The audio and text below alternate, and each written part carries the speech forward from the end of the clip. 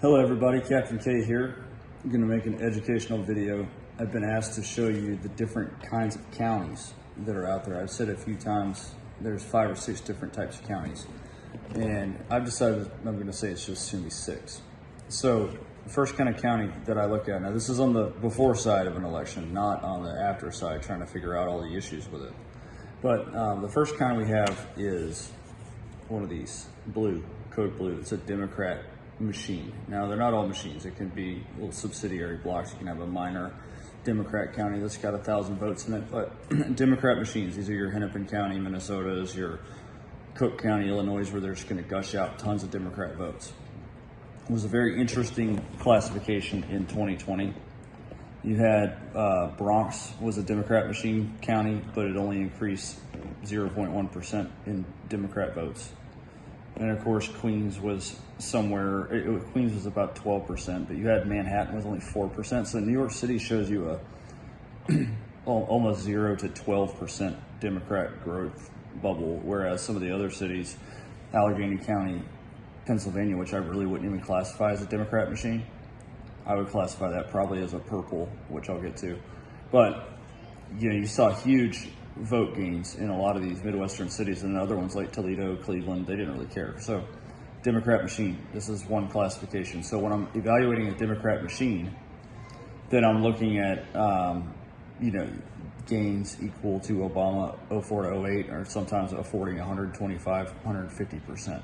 In Hennepin County, you have a double Obama's 04 to 08 vote gain plus another 30,000 kind of gain going on. So that's crazy. All right, the next one we have is a horse race county. This is an orange county on my map going into an election.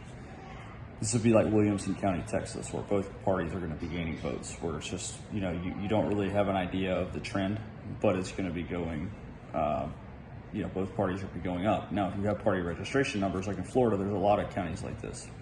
But almost all of those horse race counties in Florida are trending Republican in registration, meaning you should expect a bigger Republican margin. So when that does not happen, despite the registration trends, and that's flagged and able to make an estimate on how many votes are over. Now we have another one. We have the class yellow. These are what I would call competitive counties.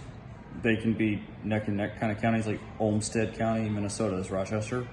Really good example. It's almost to the exact number, like 1,000 votes separate the two parties. So the county's really not of much strategic value as it sits. But this can also be a county that's kind of deadlocked, a 10-point race for either party. It could be a 55-45 Republican county or vice versa. La Crosse County, Wisconsin is a good example of that, where it's not a Democrat blowout, but it doesn't change a whole lot, and it could be competitive. So competitive. Huge gains in Olmsted County, Rochester this year, with a pretty decent Trump gain. Is a little suspect, especially after the recent history of that county. Okay, these are important. Purples. This is the working class counties. These are the ones on the U.S. map. Pennsylvania, Michigan, Wisconsin, Minnesota, Ohio, and Iowa. They were the key states in the 2016 election and also in 2020. Where I have party registration in Pennsylvania, these are all over the place. Every single one of them is turning more Republican. Same thing in Michigan if they had party registration, since it parallels Pennsylvania. I'm at a loss right now to tell you any counties that are classified as purple that are reversing Republican trend. There's probably some. I just can't think of them off the top of my head.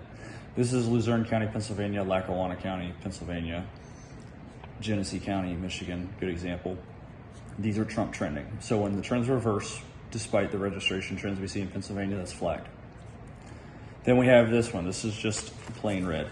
Now, I'd like to thank my oldest daughter, Eden, 9 years old, for coloring these little flashcards for us. This is Republican. Now, it's different than America First or MAGA, but this is Republican. This is your Romney County that Trump won, but by an equal or lesser amount than Romney won. So it stagnated out. You had a lot of third-party throwaways. You had never Trump types. So this is not your taking Democrats and putting them on your column. You can see these like in a number of counties in Wisconsin, like Waukesha County, Wisconsin is a good example where Trump's really in Romney territory with total votes because you have a different brand of suburban Republican. These are not necessarily turning Democrat, although there are some that are reversing their registrations slightly. You can see you can see a couple of counties like this in Florida, like St. Johns County is a Republican class county.